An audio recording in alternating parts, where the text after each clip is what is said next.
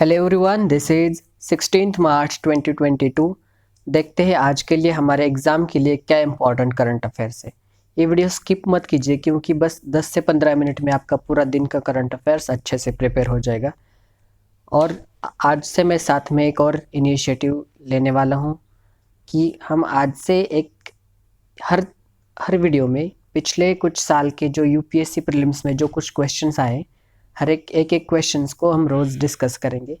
मैं आपको बताऊंगा कि हर एक क्वेश्चंस को कैसे एलिमिनेशन टेक्निक से टैकल करना है। तो ये आपके लिए भी बहुत अच्छे से फ़ायदेमंद होगा। लेकिन वो क्वेश्चन आ जाएगा वीडियो के एंड में, हम उसका डिस्कशन करेंगे। अभी फ़िलहाल के लिए करंट अफेयर्स पे फोकस करते हैं, तो बने रहिए मेरे साथ। Let's start. अब पहली न्यूज़ में है कि small satellite launch vehicle SSLV। ये न्यूज़ में क्यों है? क्योंकि अभी अभी इसरो ने क्या किया है कि इसरो पूरी तरह से तैयार है अपने मिनी रॉकेट लॉन्चर के साथ, और इसका नाम है स्मॉल सैटेलाइट लॉन्च व्हीकल।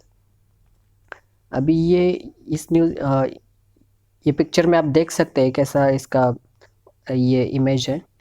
फिर अब इसके बारे में थोड़ा पढ़ते हैं कि small satellite launch vehicle actually वो क्या है। तो एक इंडिजिनियसली डेवलप्ड, मतलब सिर्फ हमारे देश में हमारे देश के लोगों ने बनाया हुआ एक मिनी रॉकेट लॉन्चर है। और वो स्पेशली डिज़ाइन किया है स्मॉल साइज़ के जो कुछ भी कमर्शियल सैटेलाइट्स होते हैं उनको लो अर्थ ऑर्बिट में, मतलब 200 से 2000 किलोमीटर तक की जो दूरी है अर्थ सरफेस से, वहाँ पर ले जाने के लिए इस सैटेलाइट को खास करके बनाए।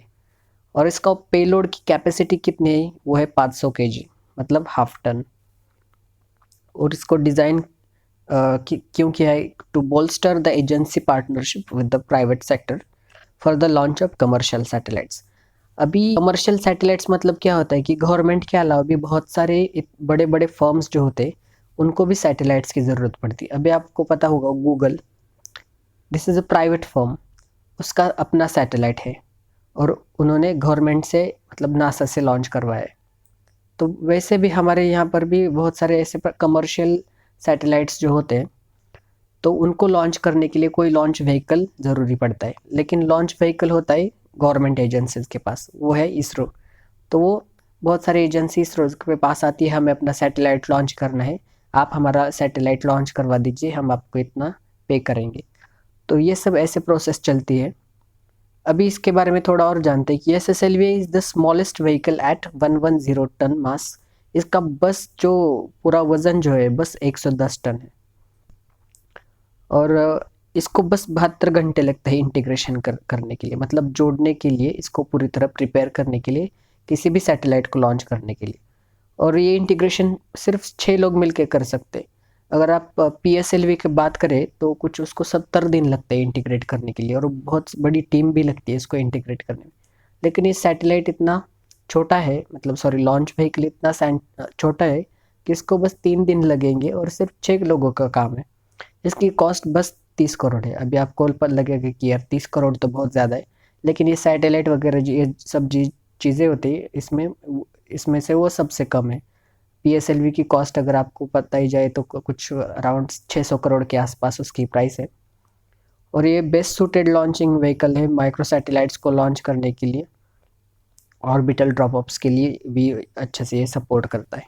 अब SSLV के बारे में पढ़ा, थोड़ा PSLV के बारे में देखते हैं एक्चुअली ये है क्या। तो ये बड़ा वर्क हॉर्स है इसरो का, और इसने करीब 50 सक्सेसफुल लॉन्चेस किए। इसका वज़न 1000 केजी है। SSLV का वज़न था 110 टन। सॉरी, सैटेलाइट्स को 1000 केजी तक के सैटेलाइट्स को वो लॉन्च कर सकता है। वो 500 केजी था उसका।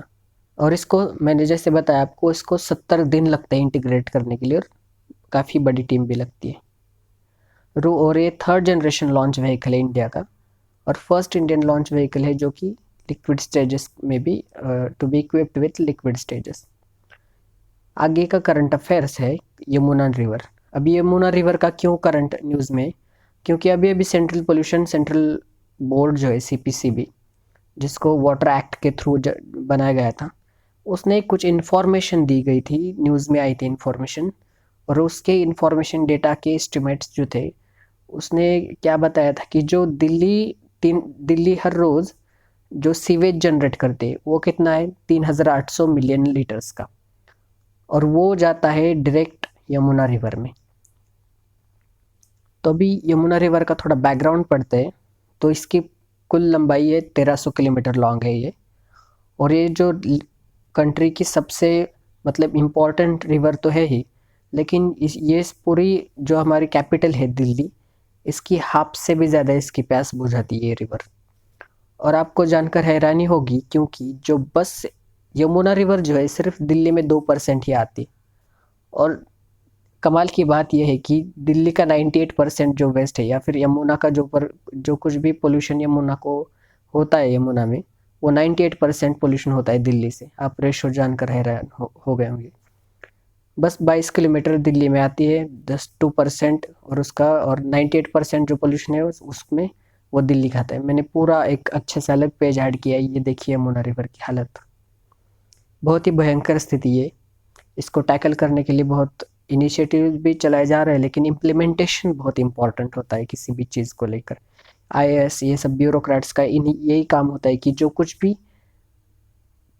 पॉलिसी बनाई गई है सेंट्रल गवर्नमेंट के द्वारा, जो कुछ भी सेक्रेटरी डिपार्टमेंट्स मिनिस्टर ने जो कुछ भी पॉलिसी बनाई है, तो उनको फील्ड लेवल पर ये ब्यूरोक्रेट का काम होता है कि उसको अच्छे से इफेक्टिवली इम्प्लीमेंट करना। तभी why is Yamuna so polluted, तो इसके क्या कारण है एक्चुअली। तो एक तो सीवेज ट्रीटमेंट प्लांट्स जो कुछ भी दिल्ली में है वो अच्छे से अपना काम नहीं कर रहे, और पोल्यूटेंट्स को डायरेक्ट डिस्चार्ज किया जाता है इस रिवर में। पोल्यूटेंट डिस्चार्ज, और भी बहुत सारी इंडस्ट्रीज़ होती है दिल्ली गुड़गांव का जो इंडस्ट्रियल कॉरिडोर है, वहाँ से भी बहुत सारा जो डिस्चार्ज आता है इंडस्ट्रीज़ का, इसको डायरेक्ट यमुना रिवर में छोड़ा जाता है। एग्रीकल्चरल एक्टिविटीज़ भी है, जो कुछ भी पंजाब हरियाणा या फिर यूपी का वेस्टर्न जो पार्ट है, वहाँ सर बहुत सारा पेस्टिसाइड्स वगैरह ये सब जो एग्रीकल्चरल एक्टिविटीज़ में जो कुछ भी वेस्ट जनरेट होता है, तो ये पूरा जो है वो पूरा जाता है यमुना रिवर में। हालांकि गंगा रिवर में भी बहुत सारा जाता है, लेकिन यमुना में उसका थोड़ा कंट्रीब्यूशन ज़्यादा है। और low volume of water flow, बहुत सारी बार क्या होता है कि कुछ जगह पर रिवर का फ्लो अच्छे से नहीं होता, और पोल्यूशन का लेवल इतना बढ़ जाता है कि पानी कौन सा और कचरा कौन सा ये भी नहीं दिखाई पड़ता। तो ये सब कुछ कॉज होते हैं, मतलब कोई रीजन है ये सब जो कोई यमुना रिवर को पोल्यूट करते हैं। अब गवर्नमेंट के स्टेप्स मैंने इस पीपीटी में नहीं बताए, आगे मैं बताऊंगा, लेकिन वो इतने अच्छे भी नहीं कि मतलब बताने लायक, लेकिन फिर भी देखते हैं। आगे का करंट अफेयर्स है सप्लीमेंट्री डिमांड फॉर ग्रांट्स। तो अब ये सप्लीमेंट्री डिमांड फॉर ग्रांट्स क्या होता है। तो गवर्नमेंट ने एक अप्रूवल के लिए एक मतलब अभी गवर्नमेंट ने आपका, कल आपने अगर न्यूज़पेपर पढ़ा होगा 15 मार्च का, तो आपको वो न्यूज़ याद आई होगी। कुछ बिजनेस पेज पर थी, एक छोटा सा कॉलम था कि गवर्नमेंट ने एक अप्रूवल मांगा है पार्लियामेंट से कि और हमें 1.07 लाख करोड़ रुपीस चाहिए, हमें उतने कम पड़ रहे कुछ प्रोजेक्ट्स पे लगाने के लिए। कुछ बैंकों का, कुछ अर्बन हाउसिंग बैंक, इसका रिकैपिटलाइजेशन करना है और सब्सिडीज देनी है फर्टिलाइजर्स के ऊपर, इसलिए। तब ये सप्लीमेंट्री डिमांड्स फॉर ग्रांट्स क्या होता है कि एग्जैक्टली अब क्या होता है कि जब बजट पार्लियामेंट में सादर होता है, प्रेजेंट किया जाता है, तो उसमें कुछ खर्चा, मतलब हम इतना खर्चा करने वाले हैं और हमारे पास अभी तो इतना इतना पिछले साल का रेवेन्यू हम इतना जोड़ पाए और इतना आगे चलकर इतना खर्चा करेंगे, तब हमेशा डेफिसिट होता है गवर्नमेंट को, क्योंकि पैसा तो हमेशा कम पड़ता है। तो फिर बात आती है एडिशनल ग्रांट्स की। तो ये सब कुछ मतलब जो ऑलरेडी उसको बजट में उसका अप्रूवल लिया है, बस उस पर थोड़ा सा और एक्स्ट्रा अमाउंट जोड़ देते सप्लीमेंट्री डिमांड्स के ग्रांट्स के थ्रू। इसका अप्रूवल लेना पड़ता है पार्लियामेंट से। तो अब इसकी कॉन्स्टिट्यूशनल प्रोविजंस क्या है कि आर्टिकल 115 जो बताता है कि सप्लीमेंट्री, एडिशनल और एक्सेस ग्रांट्स का वहाँ पर मेंशन है। और आर्टिकल 116 में क्या है, vote on account, vote of credits and exceptional grants. Exceptional grants मतलब कुछ एक्सेप्शनल टास्क के लिए ये सब चीज़ें होती है। और इसमें क्या प्रोसीजर फॉलो किया जाता है कि जब व्हेन ग्रांट्स, मतलब जब इसका ऑब्वियसली पार्लियामेंट का अप्रूवल तो लगता है एक्सपेंडिचर या फिर और जो कुछ भी रिक्वायर्ड एक्सपेंडिचर के लिए होता है, तो उसको प्रेजेंट किया जाता है पार्लियामेंट में सप्लीमेंट्री और एडिशनल ग्रांट्स के तौर पे। फिर ये इसको फाइनेंशियल ईयर के पहले इसको प्रेजेंट करना पड़ता है और पार्लियामेंट से पास किया जाना चाहिए। फिर एक्चुअल जो एक्सपेंडिचर होता है मिनिस्ट्री ने, अब मान लीजिए कि अगर कोई ministry, suppose ministry of road transport and highways, कोई हाईवेज बना रही है, कुछ 1000 करोड़ का प्रोजेक्ट है, और वहाँ पर फील्ड पर जाके पता चल रहा है कि दाम बढ़ रहे, इन्फ्लेशन है, और कुछ 1200 करोड़ का एस्टिमेट लग रहा है और 200 करोड़ की कमी आ रही। तो जब मिनिस्ट्री क्या करेगी, जो कुछ भी मिनिस्टर है 200 करोड़ की फाइनेंस मिनिस्टर के पास मांग करेगा। फाइनेंस मिनिस्टर फिर उसको पार्लियामेंट से अप्रूवल लेने के लिए कहेगा। फिर पार्लियामेंट में ये सब प्रोसेस होते हैं कि 200 करोड़ कम पड़ रहे, वो एडिशनल ग्रांट्स के तौर पर गिना जाए। और फिर ये क्या होता है कि कॉम्प्ट्रोलर एंड ऑडिटर जनरल जो होते हैं, तो वो इस एक्सेसेस को पार्लियामेंट में नोटिस में लाता है। और फिर पब्लिक अकाउंट्स कमेटी जो होती है, ये सब क्या ये सच बात है कि क्या ये सही एस्टिमेट से 200 करोड़ की जो मांग हो रही है, क्या ये सच में ऐसा है, तो इस पर एग्जामिन किया जाता है। ये पूरी तरह से अच्छे से देखती है और फिर पार्लियामेंट को रिकमेंड किया जाता है ये कमेटी। और बाद में ये सब प्रोसेस होने के बाद उसको वो 200 करोड़ का ग्रांट एडिशनल अप्रूव किया जाता है और अच्छे से आगे का काम चलने लगता है। फिर लास्ट का हमारा आज का दिन का करंट अफेयर क्या है कि श्रीनिवासा रामानुजन, अभी तो आज तो तारीख 16 मार्च है, लेकिन 14 मार्च को मुझे अब ये थोड़ा आई एम वेरी सॉरी, ये हमारे हाथ से गया था न्यूज़, लेकिन बहुत इंपॉर्टेंट है। ये क्या है कि 14 मार्च 2022, हर साल 14 मार्च को इंटरनेशनल डे ऑफ मैथमेटिक्स से जाना जाता है। और इस मैथ्स के साथ अगर मैथ्स की बात आए और श्रीनिवासा रामानुजन उनकी बात ना हो तो ऐसा कैसे हो सकता है। तो इनका कंट्रीब्यूशन जो है, मैंने 3-4 स्लाइड किए, मेरा मन ही मान नहीं रहा था कि इनके बारे में और ज़्यादा बताऊं। तो ये हाइलाइट्स है कुछ उनके जीवन के रिलेटेड। तो उन्होंने क्या किया था कि 1911 में जो उनका फर्स्ट पेपर उन्होंने पब्लिश किया था जर्नल इंडियन मैथमेटिकल सोसाइटी करके, और फिर वो इंग्लैंड में चले गए 1914 को। वहाँ उनकी मुलाकात हो गई हार्डी से, उन्होंने उनको ट्यूटर किया, उनके साथ कोलैबोरेशन करके बहुत सारे रिसर्च किया। फिर उन्होंने बहुत सारा अपना वर्क किया है रेमान सीरीज़ पे, इलिप्टिकल इंटीग्रल्स पे, hypergeometric series, then functional equations of the zeta function is also there, और उनकी खुद की थ्री डाइवर्जेंट सीरीज़ पे उन्होंने बहुत सारा काम किया है। फिर the number 1729 is known as the Hardy Ramanujan number. ये सब आप याद मत रखिए, एग्ज़ाम के लिए इम्पोर्टेंट नहीं है, लेकिन क्योंकि ये इम्पोर्टेंट बड़ी हस्ती है, हमारे देश से है, हमें गर्व होना चाहिए, इसलिए मैं आपको बता रहा हूँ, और आपको भी अच्छे से सुनना चाहिए ये सब। कहीं ना कहीं ये इंसान के माइंड पर थोड़ा सा पॉजिटिव असर करता है, इसलिए सुनो। और फिर उनको अभी रामानुजन का होम स्टेट तमिलनाडु है, तो वहाँ पर हर साल 22 दिसंबर जो है वो स्टेट आईटी डे से उसको याद किया जाता है। और फिर बाद में एक अभी 2015 में एक बायोपिक आई थी, देव पटेल उसका स्टारर था, स्टार उन्होंने किया था मतलब। तो उस बायोपिक का नाम था the man who knew infinity, 2015 में आई थी। वो इसी महान शख्सियत के ऊपर फिल्माई गई थी, दर्शाई गई थी। तो अभी हम वो यूपीएससी का थोड़ा प्रीवियस ईयर क्वेश्चंस का एक थोड़ा सा एनालिसिस करते हैं। इम्पॉर्टेंट इकोनॉमी का क्वेश्चंस मैंने लिया है, लेट्स लुक। तो इस क्वेश्चन में क्या है, ये 2020 का क्वेश्चन है, मेरा बी सेट आया था, सॉरी मेरा नहीं, एक क्वेश्चन है, if another global financial crisis happens in the near future, which of the following actions और policies are most likely to give some immunity to India.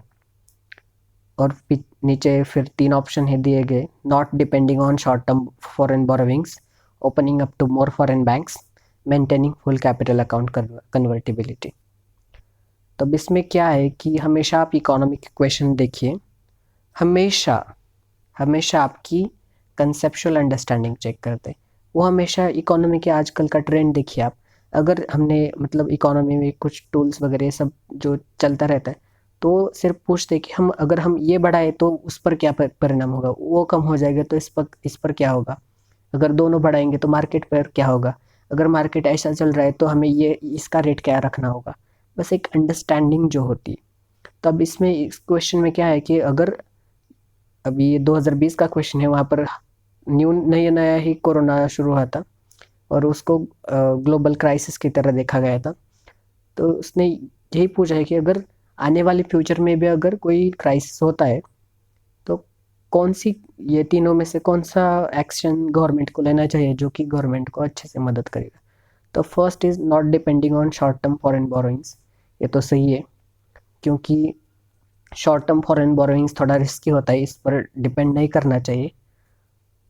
ये तो फर्स्ट ऑप्शन करेक्ट हो गया। तो फिर ए बी और D में से आंसर है, सी कट गया। फिर दूसरा ऑप्शन है opening up to more foreign banks.